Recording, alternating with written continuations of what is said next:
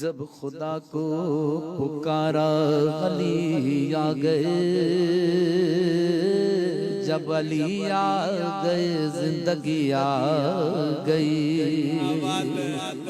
زندگی بندگی روشنی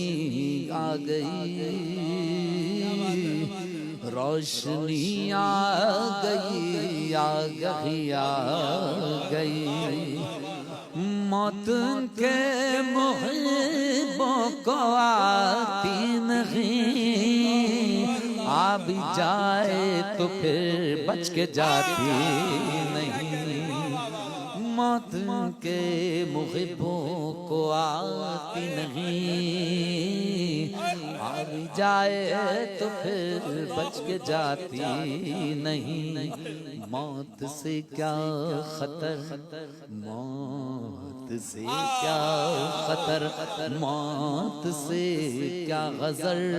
اس سے بچنا بھی کیا آ گئی آ گئی۔ اور ہر مومن جس کا جنازہ جا رہا ہوتا ہے وہ کہتا ہے غسل میت نہ کہنا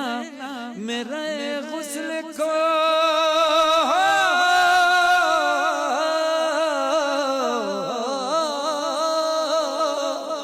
غسل میت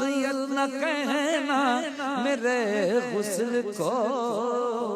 اجلے ملبوس کو مت کفن نام دو،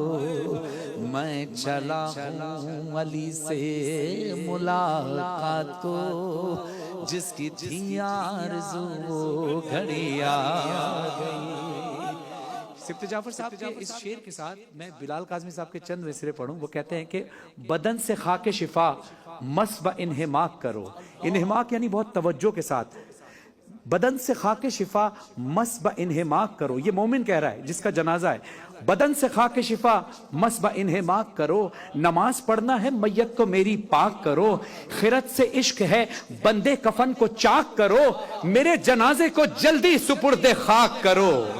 18 مارچ کیونکہ شہید سبت جعفر صاحب کی برسی گزری، اور ایسی اعلیٰ شخصیت جو سوزخانی میں ایک بہت بڑا مقام، اور اس کے علاوہ ایجوکیشن کے حوالے سے شہید سبت جعفر صاحب نے بہت کام کیا ہے، اور ان کی شخصیت کی ایک اہم بات یہ ہے کہ جو ان کے شاگرد ہیں جتنے بھی جو اسکول میں کالج میں پڑھتے ہیں ان کے ساتھ، اور ان کے جو سوزخانی سیکھتے ہیں، وہ تو استاد کہتے ہی ہیں، بلکہ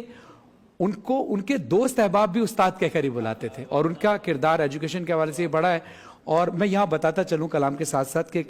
کورس ٹریک کے نام سے جو آن رضوی صاحب کا یوٹیوب چینل ہے، اس پہ ایک اینیمیٹک ویڈیو بنائی جا رہی ہے شہید صاحب سبت جعفر صاحب کے نام سے، تو جس میں وہی ساری چیزیں بتائی جائیں گی جو شہید سبت جعفر صاحب بیان کرتے تھے۔ اب میں ان کا پڑھا ہوا کلام جو آپ نے کہا کہ میں ان کے لہجے میں پڑھوں، میں ہمیشہ پڑھنے سے پہلے یہ دعا کرتا ہوں کہ اللہ مجھے ہمت دے کہ میں ان کے انداز میں پڑھنے کی کوشش کر سکوں۔ ان کا انداز بہت ہی نرالا تھا، اور ہم ان کے انداز میں تو پڑھ ہی نہیں سکتے ان کی طرح، لیکن صرف کوشش کر سکتے ہیں تاکہ ان کی یاد تازہ ہو جائے۔